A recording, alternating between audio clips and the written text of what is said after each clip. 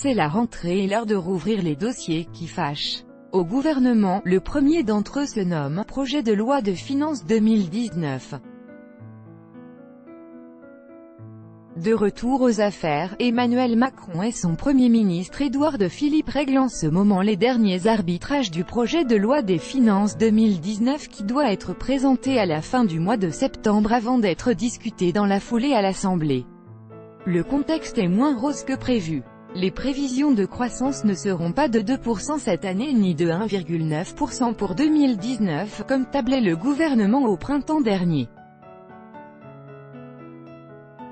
L'INSEE table plus aujourd'hui sur une croissance de 1,7% en 2018 comme en 2019, une prévision derrière laquelle le Premier ministre Édouard Philippe s'est rangé, dimanche, dans une interview au journal du dimanche.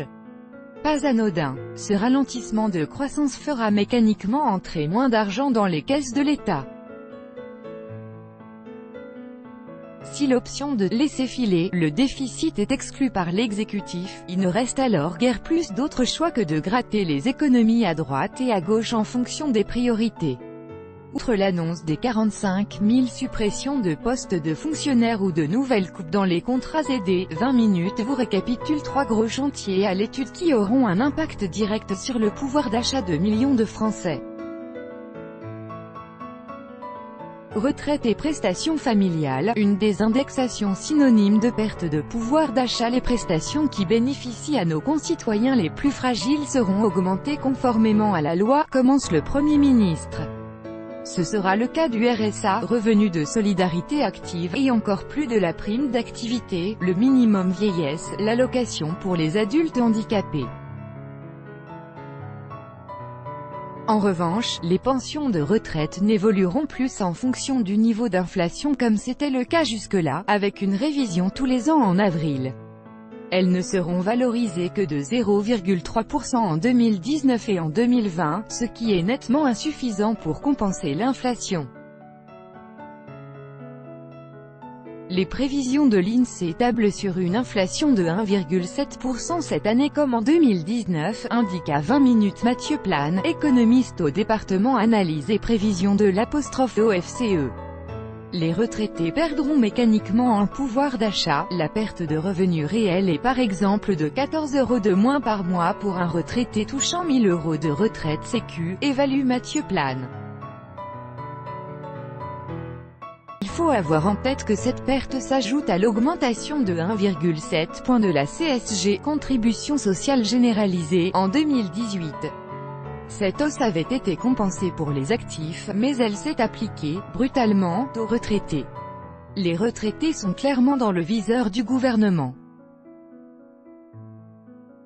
Ils paient un peu pour les ajustements des comptes publics. La désindexation ne se limitera pas cependant aux pensions retraite, l'ensemble des prestations familiales, allocations familiales, allocations de rentrée scolaire, primes de naissance, compléments de libre choix du mode de garde, ne seront aussi valorisés que de 0,3% en 2019 et 2020.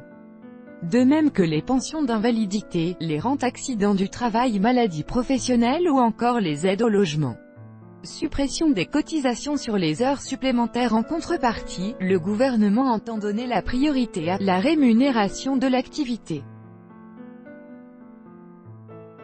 Les salariés du public et du privé ne paieront donc plus de cotisations sur leurs heures supplémentaires dès septembre 2019. C'est une autre mesure phare dévoilée par Édouard Philippe. Promesse de campagne d'Emmanuel Macron, elle s'inspire de la défiscalisation des heures supplémentaires mise en place en 2007 au début du quinquennat de Nicolas Sarkozy avant d'être supprimée en 2012 par le gouvernement Ayrault. Le gouvernement Sarkozy allait toutefois plus loin à l'époque. À l'exonération des charges, il ajoutait en effet la suppression de l'imposition sur les revenus issus de ces heures supplémentaires. Autrement dit, les salariés profitaient non seulement d'heures supplémentaires allégées des cotisations sociales mais en plus, le fruit de ce travail n'était pas imposable, synthétise Le Figaro.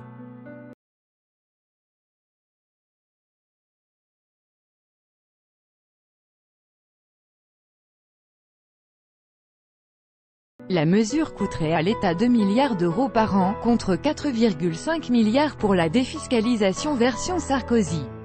Restait à savoir quel serait l'impact pour les salariés. Gérald Darmanin, ministre de l'Action et des Comptes Publics, évoque une augmentation de 11% du pouvoir d'achat quand on fait une heure supplémentaire au micro de RMC ce lundi matin. De son côté, Édouard Philippe, toujours au JDD, estime à 200 € le gain moyen sur la fiche de paye pour une personne payée au SMIC et réalisant des heures supplémentaires. Assurance chômage dégressive pour les cadres, c'est une autre porte ouverte par le gouvernement, introduire le principe d'une assurance chômage dégressive pour certaines catégories de chômeurs. À ce sujet, Édouard Philippe dit « avoir ni tabou ni présupposé » sur l'idée récemment remise sur la table par le député LREM du Val d'Oise, Aurélien Taché. Le principe n'existe pas dans le système actuel. Un chômeur qui a suffisamment cotisé pour prétendre à des droits se voit calculer un montant lors de son inscription à Pôle emploi puis touche cette somme pendant 2 ans. Voire près de 3 ans pour les chômeurs de plus de 52 ans. La dégressivité prévoit au contraire une baisse progressive du niveau des allocutions. Aurélien Taché propose de limiter cette dégressivité aux cadres supérieurs qui touchent plus de 5 000 € d'allocation lorsqu'ils sont au chômage. Dans une interview au Parisien, le 22 août, le député suggère une dégressivité à partir de 6 mois ou forfaitiser le revenu, avant de rappeler que « la France est le pays où le plafond de l'indemnisation est le plus élevé, à plus de 6 200 €. À plus de 6 200 €, le plafond d'indemnisation est le plus élevé d'Europe.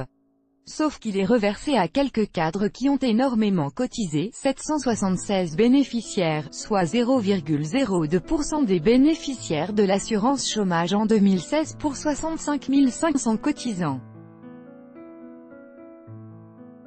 On peut le baisser, mais les finances de l'UNEDIC y perdraient car il faudrait baisser les cotisations de tous les cadres, soulignait Mute dans les Échos l'économiste Éric Heyer. Édouard Philippe n'est pas rentré dans les détails à ce jour.